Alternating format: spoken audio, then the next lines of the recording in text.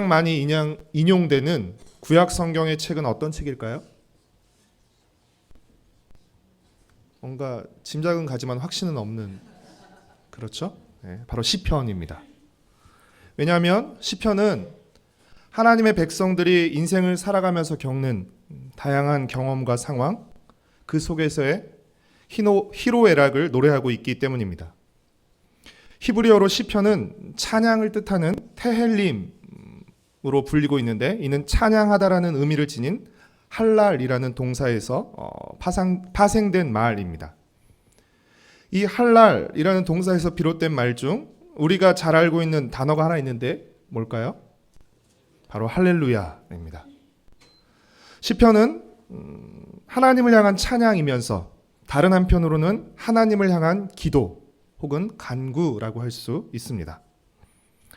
시편은 내용에 따라서 자신이 겪는 곤고한 상황을 아뢰며 하나님의 도우심을 구하는 탄식시, 삶과 세상에 나타난 하나님의 권능과 구원에 대해 기리는 찬양시, 자신의 삶에 임하였던 재앙과 고통으로부터 건지신 그 은혜를 경험한 시편 기자의 감사와 찬양을 표현한 감사시, 하나님께서 세우신 지도자인 왕에 대해서 찬양하는 제왕시 등으로 나눌 수 있습니다. 탄식시, 찬양시, 감사시, 제왕시 이렇게 나눌 수 있는데요. 이 중에 가장 많은 시는 어떤 시일까요? 네, 여러분이 짐작하고 있는 바로 탄식시입니다. 왜냐하면 우리가 살아가면서 가장 많이 하는 것이 탄식이기 때문입니다. 우리는 별로 눈여겨보지 않지만 여러분 시편 1편을 한번 보시겠습니까?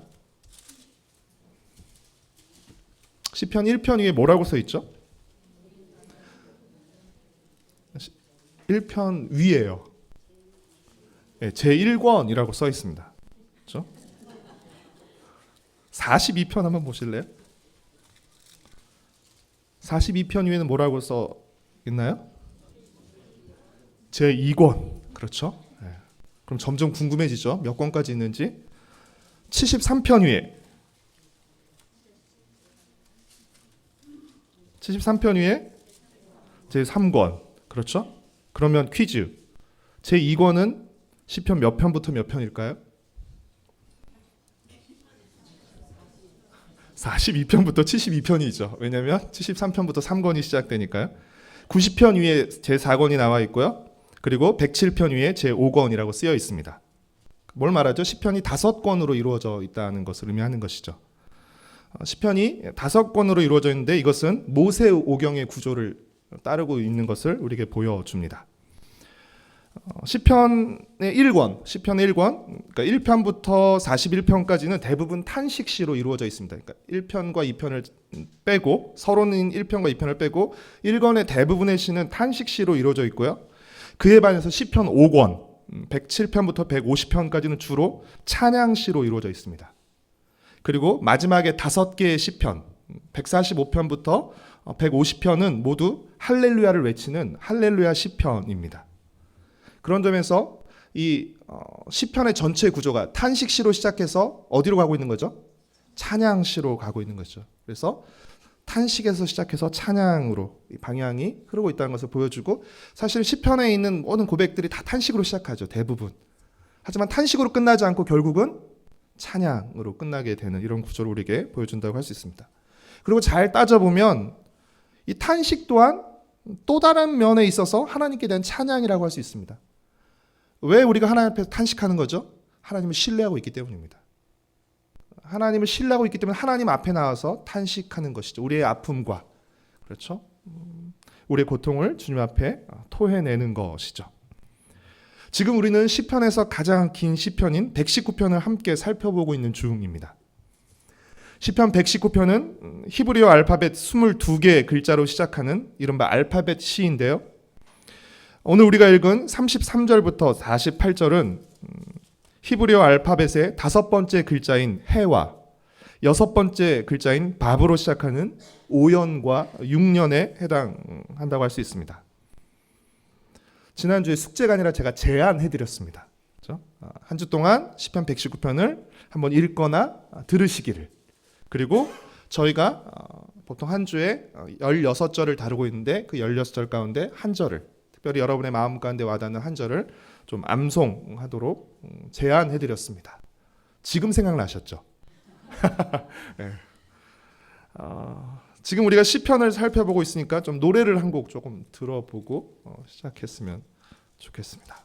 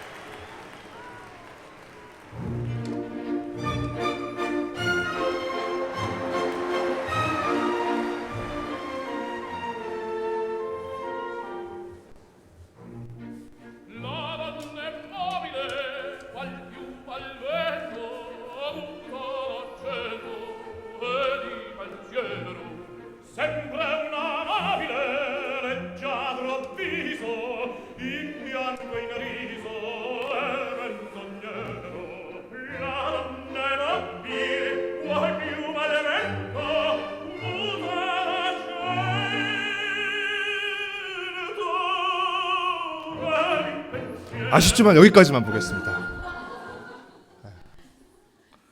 혹시 이 곡이 어떤 곡인지 아시나요? 베르디의 오페라 리골레토에 나오는 여자의 마음이라는 노래입니다.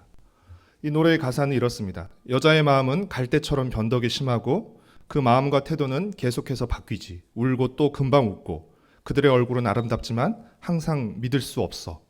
여자의 마음은 갈대처럼 이리저리 흔들린다네 흔들린다네. 뭐 이런 가사입니다. 네. 뒤에 보면 목사님 아멘 하셔서 조금 더 뒤에 가사를 읽어요.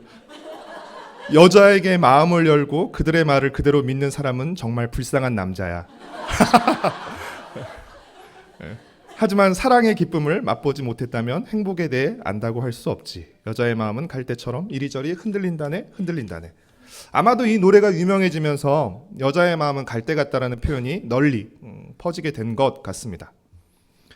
그러나 흔들리는 것이 어찌 여자의 마음뿐이겠습니까? 남자의 마음도 여자의 마음 못지 않습니다. 아침 다르고 저녁 다른 것이 우리의 마음입니다. 화장실 들어갈 때 다르고 나올 때 다른 것이 우리의 마음입니다. 정말 굳게 다잡았던 마음도 3일을 넘기기가 쉽지 않고 정말 무성하게 흔들리고 요동치는 것이 우리의 마음입니다. 그래서 우리는 마음이 변하지 않고 끝까지 한결같이 마음을 지키는 사람들을 칭찬하고 존경합니다.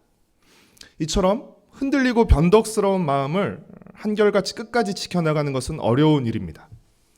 그러나 잠언 4장 23절이 모든 지킬 만한 것 중에 더욱 내 마음을 지키라 라고 할 정도로 이 마음을 지키는 것은 매우 중요한 일입니다. 그렇다면 우리의 마음을 지키려면 어떻게 해야 할까요? 이렇게 흔들리고 변덕스러운 우리의 마음을 굳게 그리고 끝까지 지키려면 어떻게 해야 할까요? 결론부터 말씀드리자면 그것은 하나님의 말씀과 기도를 통해서입니다.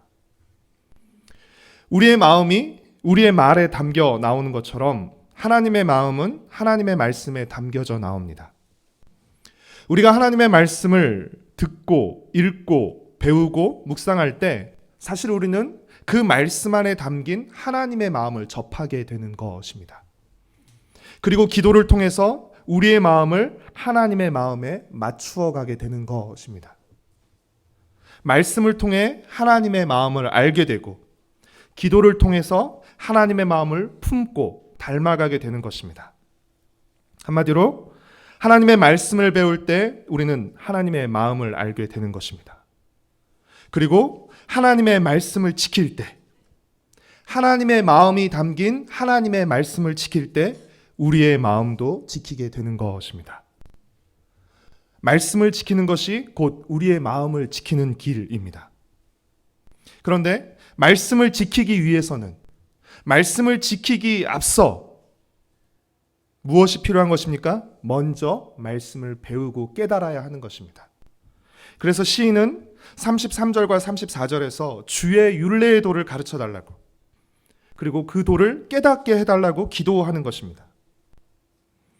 우리의 기도를 살펴보면 하나님 이렇게 해주세요 라는 간구가 대부분입니다. 우리는 하나님께 우리가 원하는 대로 해달라고 많이 말하면서 정작 하나님이 성경을 통해 우리에게 이렇게 해다오 라고 하는 말씀은 외면하고 있지는 않습니까?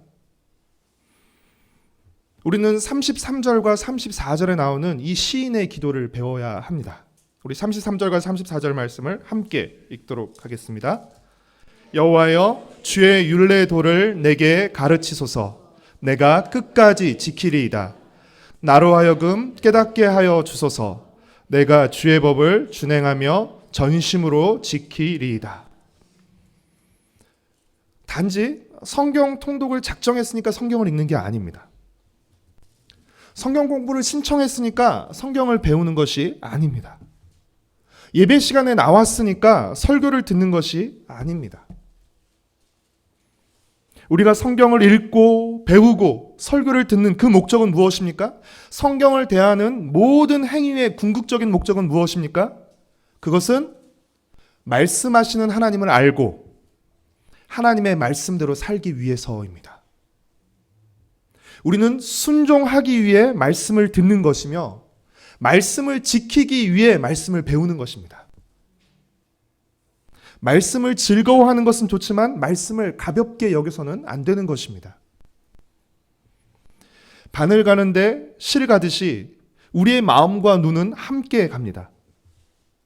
그래서 우리의 마음이 향하는 쪽으로 우리의 눈이 향하고 우리의 눈이 향하는 곳으로 우리의 마음이 향하기 마련입니다.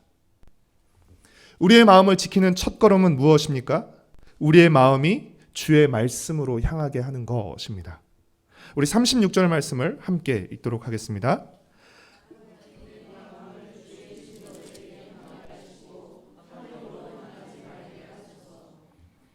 내 마음이 주의 증거들에게 향한다는 것은 구체적으로 우리의 눈이 주의 말씀으로 향한다는 것을 의미하는 것입니다.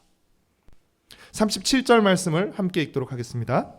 내 눈을 돌이켜 허탄한 것을 보지 말게 하시고 주의 길에서 나를 살아나게 하소서. 사랑하는 성도 여러분, 우리가 의식적으로 그리고 의도적으로 우리의 마음을 하나님께로, 우리의 눈을 하나님의 말씀으로 향하지 않으면 어떤 일이 일어나게 될까요? 우리의 마음은 탐욕으로 향하게 될 것입니다. 우리의 눈은 허탄한 것을 바라보게 될 것입니다. 왜 그렇습니까? 우리 안에는 가만히 있으면 죄로 향하고 죄로 기우는 죄성이 있기 때문에 그렇습니다. 그렇게 우리가 의도적으로 우리의 마음을 하나님께로, 우리의 눈을 하나님의 말씀으로 향하지 않으면 우리의 마음은 무의식적으로 탐욕으로, 또 우리의 눈은 저절로 허탄한 것을 향하게 되어 있는 것입니다. 그렇기에 우리의 마음을 그냥 내키는 대로 흘러가도록 내버려둬서는 안 됩니다.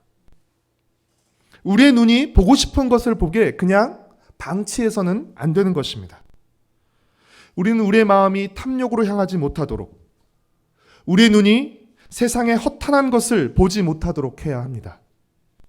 의식적으로, 의도적으로, 그리고 의지적으로 우리의 마음이 하나님을 향하도록, 우리의 눈이 참된 말씀을 보도록 해야 합니다. 우리가 불의를 행하지 않는 가장 확실한 방법은 무엇입니까?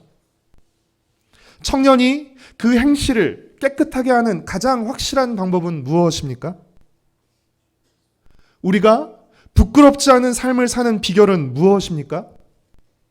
그것은 의롭고 거룩하고 순결하신 하나님의 말씀을 지키며 사는 것입니다. 말씀을 지킬 때 불의를 행하지 않게 되는 것입니다. 말씀을 지킬 때 깨끗한 삶을 살게 되는 것입니다.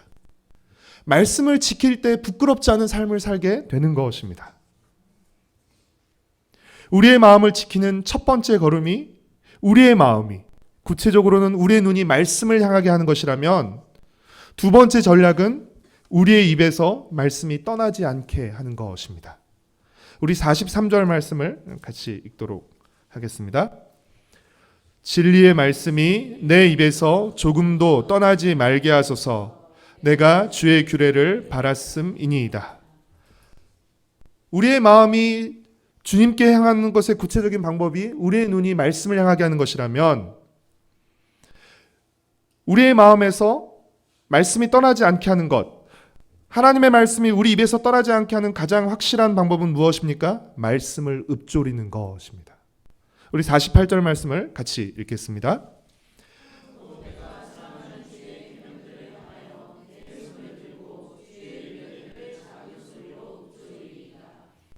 지금이야 다 개인적으로 성경책을 가지고 있고 또 스마트폰에 성경 앱까지 있으니까 언제든지 성경을 찾아 읽을 수 있습니다. 근데 그럼에도 읽지 않는다는 것이 그렇죠? 안타까운 일이죠. 그러나 여러분, 예전에는 성경이 귀했습니다. 성경이 없었습니다. 개인이 성경을 가진다는 것은 상상치도 못하는 일이었습니다. 그렇게 말씀을 기억하는 가장 좋은 방법은 무엇이었습니까? 성전이나 회당에서 들은 말씀을 계속 입으로 읊조리는 것입니다. 아, 내가 주일날 들었던 그 말씀을. 그렇죠? 그 말씀 어떻게 해요? 그 말씀을 기억하면서 계속 내 입으로 되뇌이는 것입니다. 사랑하는 성도 여러분, 설교는 예배가 끝남과 동시에 끝나는 것이 아니라 예배가 끝남과 동시에 본격적으로 시작하는 것입니다. 우리는 들은 말씀을 가지고 우리의 삶으로 돌아가서 우리의 삶으로 그 말씀에, 들은 말씀에 응답하는 것입니다. 이번 주일에 들었던 설교 제목을 기억하십니까? 아련하지만 뭔가를 말할 수 없는, 뭐였죠? 네, 기적의 기초 성분. 그렇죠? 5가지 성분에 대해서 말씀하셨습니다. 첫 번째가 뭐죠? 절박한 필요. 두 번째, 주님의 권능. 세 번째, 믿음의 기도. 네 번째, 끝까지 순종. 5번째, 목적의 성취. 여러분, 이 5가지를 가지고 삶 속에 들어가셔야 되는 것이에요. 그래서 필요를 만날 때 어떻게 해요? 이 필요를 가지고, 그렇죠? 주님의 권능 우리가 기억하면서, 신뢰하면서 믿음의 기도로 나가고, 그렇죠? 순종하면서 이 일을 통해서 하나님의 뜻이 이루어지기를 우리가 기대하고 소망해야 하는 것이죠. 이렇게 말씀에 응답하고 말씀을 이뤄가는 것입니다. 주일 예배가 끝나면 오늘 설교 끝, 이것이 아닙니다. 그렇죠? 그 말씀을 가지고, 그렇죠? 우리가 들었던 그 말씀을 우리의 입에, 우리의 머리에, 우리의 생각 가운데, 그렇죠? 계속해서 되뇌이는 것이죠. 양 목사님께서 주일 설교 시간에 우리 공동체가 함께 붙잡고 기도해야 할 또 하나의 말씀을 주셨는데, 그 말씀은 성경책에 있는 말씀입니다. 성경책에만 두지 마시고 어디에 둬야 되는 거죠? 우리 입술에 둬야 되는 것이죠. 그렇죠? 이사야 14장 24절 말씀. 만군의 여호와께서 맹세하여 이르시되 내가 생각한 것이 반드시 되며 내가 경영한 것을 반드시 이루리라. 그렇죠? 이 말씀을 성경책에 있는 말씀이 아니라, 그렇죠? 이 말씀을 여러분의 입에서 계속 반복하시고, 그리고 어떻게 해요? 우리의 기도에서 이 말씀이 떠나지 않게 하는 것입니다. 주님, 이 말씀을 이루어 주시옵소서. 이 말씀을 신뢰합니다. 말씀이 우리 입에서, 눈에서, 귀에서, 손에서 떠나지 않게 하는 것입니다. 우리 입과 눈과 귀와 손에서 말씀이 떠나갈 때 사실은 우리도 말씀에서 떠나게 될 확률이 높습니다. 우리의 눈이 말씀을 향하고 우리의 입에서 말씀을 떠나지 않게 하려면 말씀을 사모함과 즐거움이 있어야 되지만, 또 하나 말씀이 없으면 살 수 없다는 갈급함과 간절함이 뒤따라야 합니다. 제가 사진을 하나 좀 보여드리도록 하겠습니다. 작년 수능시험 전날 국민일보에 난 기사인데요. 수능 하루 앞둔 한 여고생의 큐티책이라는 제목으로 난 기사였는데 페이스북에서 화제가 되었습니다. 다음 사진을 좀 보여주시겠어요? 이 친구의 큐티 책입니다. 큐티 노트인데요. 이 큐티 책의 주인공은 서울 용화여고 3학년 학생이던 정경화 학생이었는데요. 여러분, 놀라운 사실은요, 이 친구가 예수님을 알게 된 지가 1년밖에 안 됐다는 것입니다. 나중에 이 친구의 인터뷰가 국민일보에 한 번 더 실렸어요. 좀 화제가 됐어요. 여러 가지로. 근데 그 인터뷰에서 이 친구가 뭐라고 하느냐면 평균적으로 큐티를 하는데 1시간 30분 정도 걸린다고 합니다. 그러니까 이 정도 하려고 그러면 뭐 사실은 하겠죠. 이 친구가 했던 말 중에서 인상 깊었던 두 마디를 여러분과 좀 나누고 싶습니다. 이 친구의 말입니다. 저는 말씀 없이는 살 수가 없어요. 그만큼 연약하기 때문이죠. 하루를 말씀으로 시작해야 견딜 수 있어요. 저는 신앙생활을 한 지 오래되지 않았기 때문에 언제 신앙이 흔들릴지 몰라요. 하나님을 잃어버리기 싫어요. 그래서 기도하고 말씀 보는 시간을 붙잡으려고 더 애쓸 수밖에 없어요. 누구도 이 친구에게 1시간 30분씩 큐티하라고 강요한 사람은 없습니다. 그리고 처음부터 1시간 30분씩 큐티하지는 않았을 것입니다. 그러나 말씀 없이는 살 수 없다는 사실. 그리고 말씀을 잃어버릴 때 삶 속에서 하나님을 잃어버리고 산다는 것을 이 친구가 알았기에 하나님의 말씀을 붙잡으려고 애를 쓴 것입니다. 이 큐티책이 수능 하루 전 큐티 노트였습니다.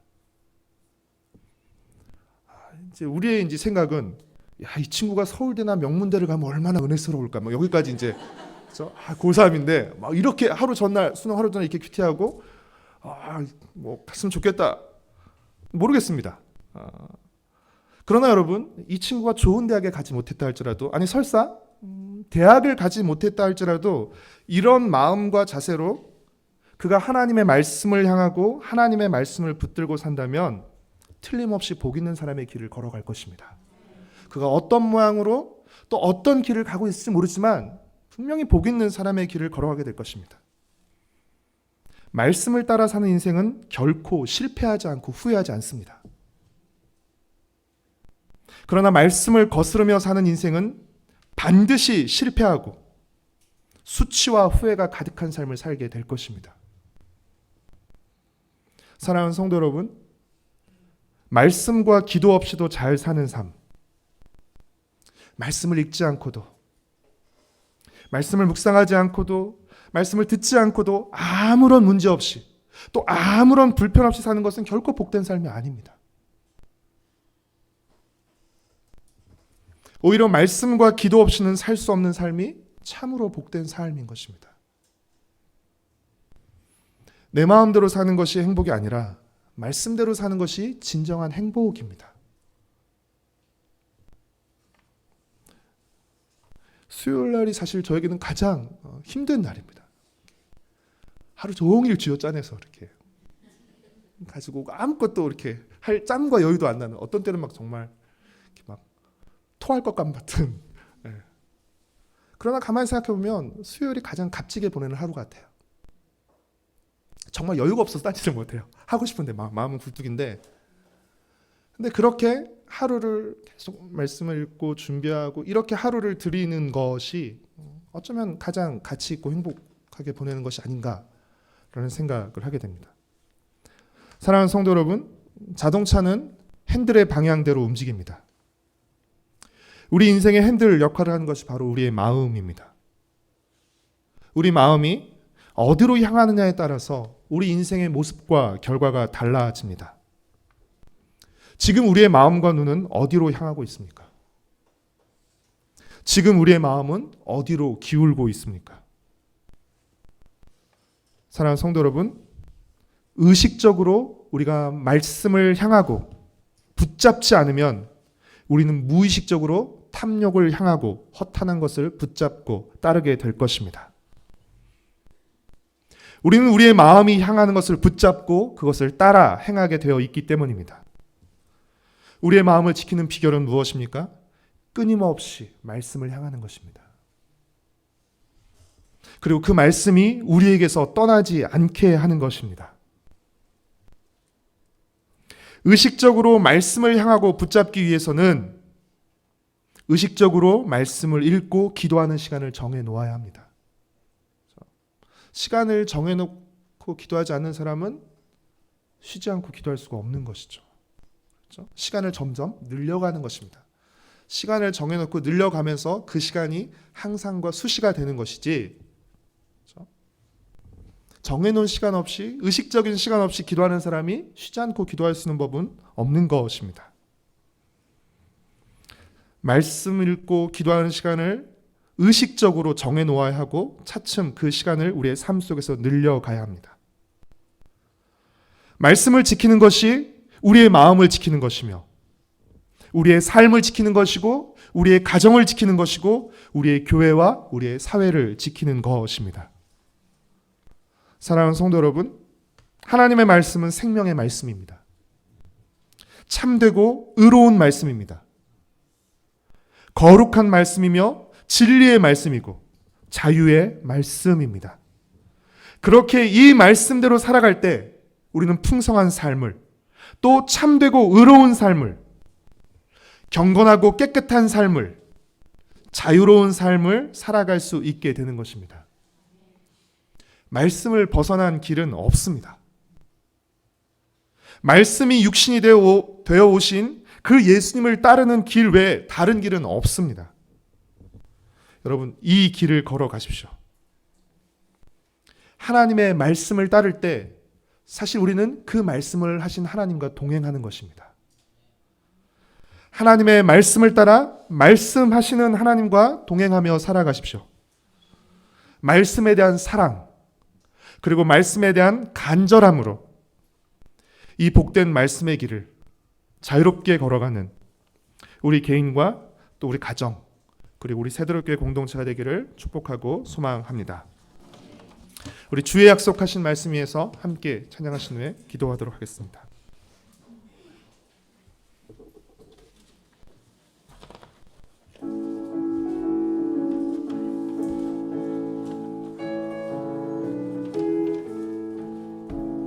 주의 약속하신 말씀 위에서 영원토록 주를 찬송하리라. 소리 높여 주께 영광 돌리며 약속 믿고 굳게 서리라. 굳게 서리, 영원하신 말씀 위에 굳게 서리. 굳게 서리, 그 말씀 위에 굳게 서리라. 주의 약속하신 말씀 위에서 세상 염려 내게 엄습할 때에 말씀으로 힘써 싸워 이기며 약속 믿고 굳게 서리라. 굳게 서리, 영원하신 말씀 위에 굳게 서리. 굳게 서리, 그 말씀 위에 굳게 서리라.